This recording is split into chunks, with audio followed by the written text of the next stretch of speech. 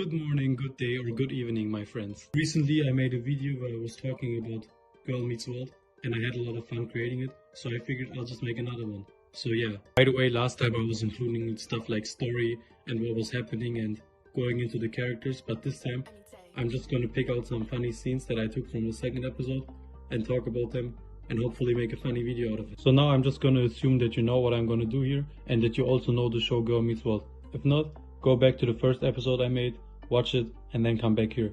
But for now, enjoy. Alright, so we start off the episode with the scene where Riley and Lucas are texting and they're standing like 2 meters away from each other. Riley is too nervous to go talk to him, so Maya convinces her to go. And this is how Riley apparently talks to a human being that she likes.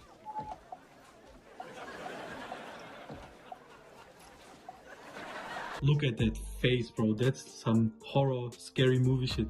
Why are you looking like this? If Lucas was gonna turn around right now, he would shit himself. What the hell is going on? Why is she acting like a demon that's trying to eat his soul? What are you doing? And then there's Maya acting like a normal human being, telling her to actually use words. What do you think Riley does next? Just take a guess. Nah, brother. She is standing behind him, smelling him, making weird faces at him, smelling him. They're like 12, they're like 13. That's borderline psychological wrong behavior. What are you doing? What is going on? Alright, so we get to the next scene and Riley was too nervous to talk to Lucas. But now look what she's doing.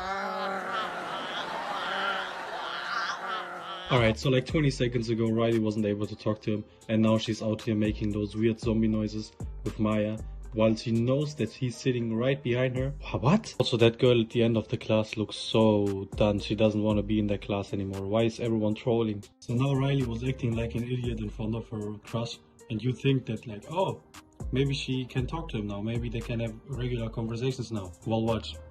Also, I forgot to add that the teacher took away all their phones, so now she can't text him anymore. Word form? No, because you don't have your phone anymore. So what are you going to do to communicate, I wonder? This makes me really curious. Does Disney actually think that just because we had phones when we grew up that we don't know how to communicate without those cringe emojis and making smiley faces? Like, do they think we're not humans anymore? Alright, so what the hell is going on, Disney? Tell me now. So the gang has an assignment to work on and they go to a library. And then they figure out that there's actually people working at the library, and then they go to her and ask her what life was like before having phones. Farkle is as usual trying to be a weirdo and trying to hit on her while she's like a 50 or 60-year-old woman and he's like 12, but at this point it doesn't even surprise me anymore. This boy is starving. Yeah, that brother's starving. So the librarian tells him to fuck off and naturally he does this. You go over there and shh. Well, that's disappointing. So Maya is reading something about how if people look each other into the eyes, they can make a real connection.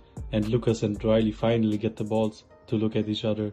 And then they fall in love. And the rest is history. Psych! Just kidding. They have a love triangle with Maya where he falls in love with Maya 40 times, with Riley 40 times. Maya has a crush on him 35 times.